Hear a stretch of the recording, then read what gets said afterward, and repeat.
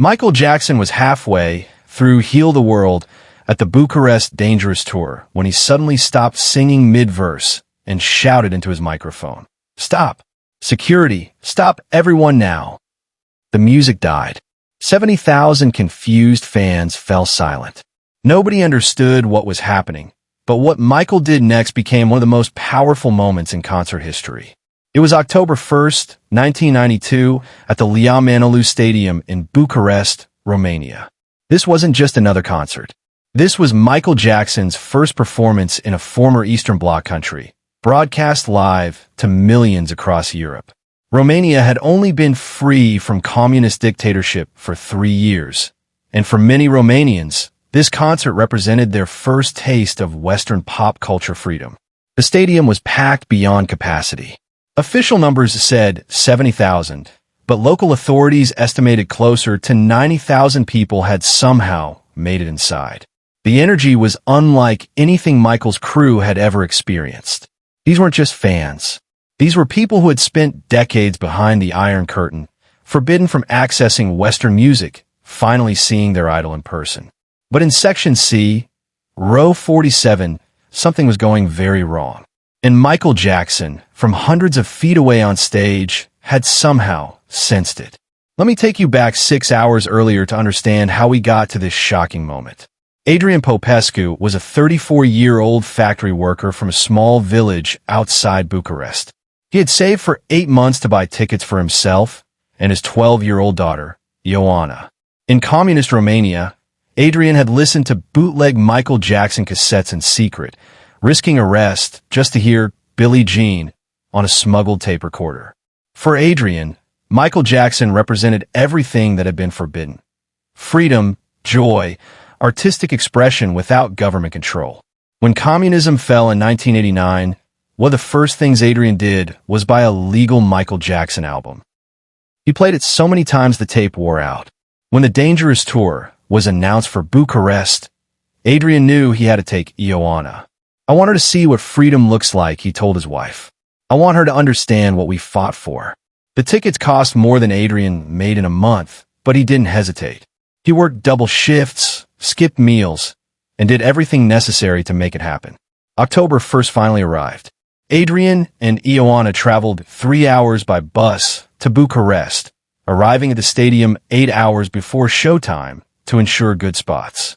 The excitement in the air was electric, almost spiritual. People were crying, hugging strangers, waving Romanian and American flags side by side. When Michael Jackson appeared on stage, emerging from beneath the platform in his gold suit, the roar from 70,000 people was so loud it registered on seismic equipment miles away. For the first 5 songs, the concert was pure magic. Michael performed Jam, Wannabe Started Something, Human Nature, and Smooth Criminal with the precision and energy that made him the king of pop. But by the time Michael started Heal the World, the pressure in Section C had become dangerous. People couldn't move their arms. They couldn't expand their chests to breathe properly. Adrian, still holding Ioana on his shoulders, suddenly realized they were in serious trouble. "Papa, I can't breathe," Ioana gasped. Adrian tried to move, but there was nowhere to go. The crowd pressed in from all sides. People around them were starting to panic, pushing in different directions, making everything worse. "Help!" Adrian shouted, but his voice was lost in the music and crowd noise. "Help! My daughter can't breathe." Several people near Adrian were now in distress. An elderly woman collapsed, but couldn't fall because the crowd was so tightly packed. A teenager was turning pale, gasping for air. Adrian looked toward the stage, hundreds of feet away, and did the only thing he could think of. He pulled off his white shirt and began waving it frantically over his head, the international distress signal. But this is where the story takes its most incredible turn, the part that nobody could have predicted. Michael Jackson, performing under intense stage lights with thousands of watts of sound equipment blasting, somehow saw that white shirt waving in Section C. Michael was singing, "Heal the World, Make It a Better Place," when he suddenly stopped mid-word. He held up his hand to the band, and the music began to fade. Confused, the musicians looked at each other, but followed Michael's signal. "Stop! Michael shouted into his microphone. "Security, stop everyone now." The stadium fell into confused silence. 70,000 people froze, not understanding what was happening. Michael's security chief, Bill Bray, rushed to the front of the stage. Michael pointed directly towards Section C. "There," he said urgently. "Section C. People are in trouble." White shirt waving. "Get medical there now." Bill Bray immediately radioed all security teams. "Medical emergency, Section C, row 47 area." All available units respond immediately. "I'm sorry we ruined your concert." Michael's eyes filled with tears. "You didn't ruin anything. You're safe. That's all that matters." He turned to Adrian.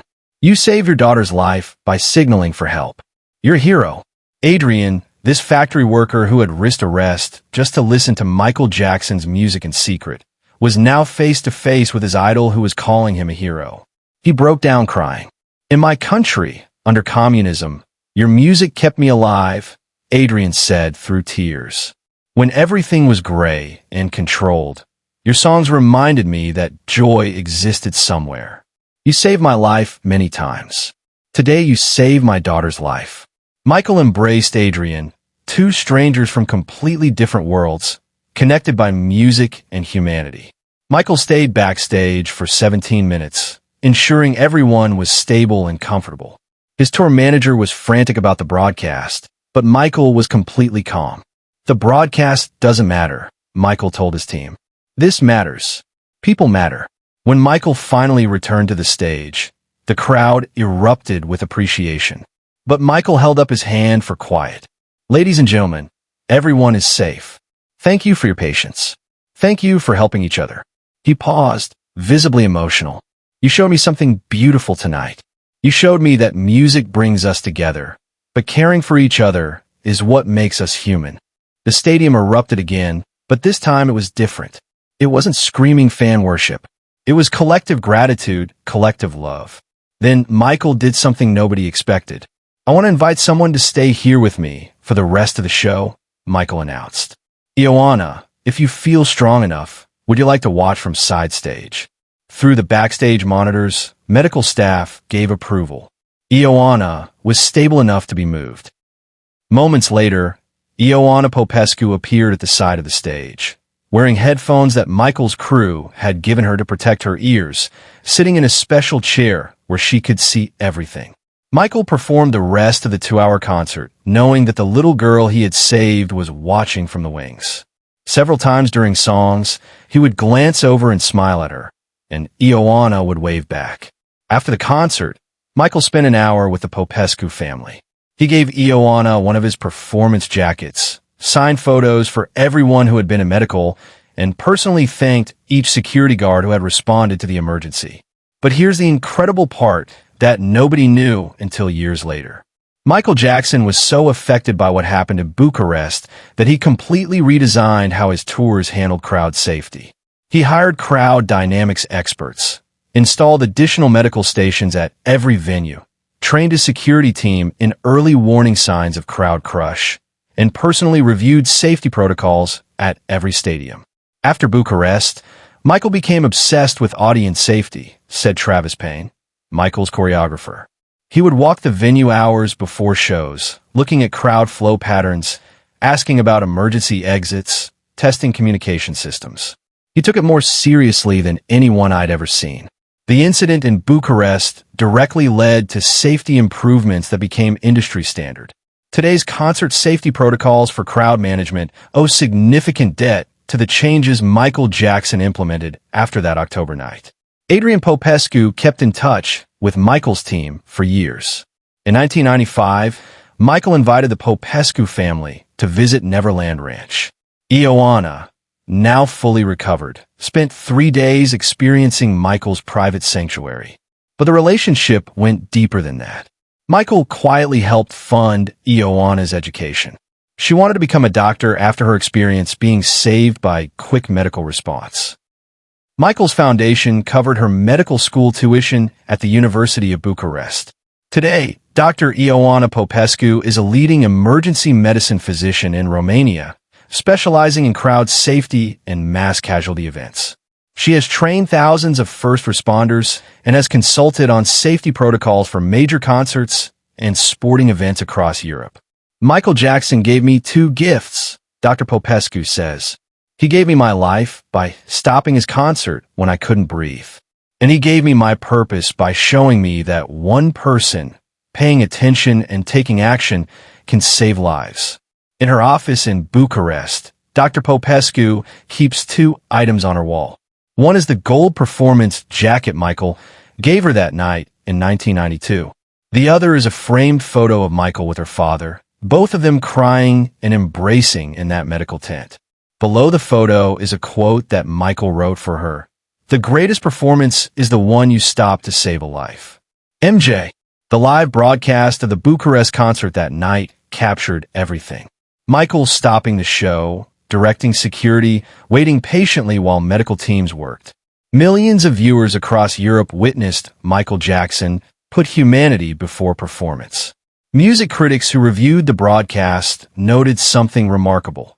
The 17-minute interruption, rather than disrupting the concert's flow, actually elevated it.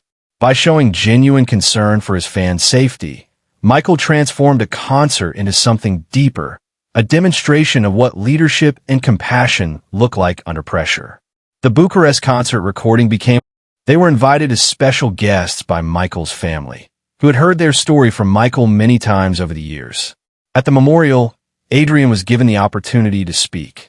Standing before thousands of people and a global television audience, this Romanian factory worker shared what Michael Jackson meant to him. "Michael Jackson taught me that music can cross any border, break through any wall, unite any people," Adrian said, his voice breaking with emotion. "But in Bucharest, he taught me something even more important. That fame means nothing if you don't use it to help others. That success is measured not by applause, but by lives touched. That stopping the show to save a life isn't an interruption. It's the whole point." Today, there's a plaque outside the stadium in Bucharest that reads, October 1st, 1992.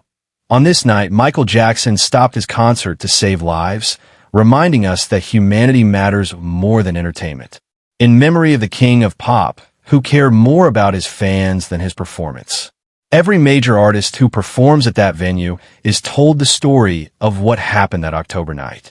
Many have incorporated additional safety measures into their own shows because of it.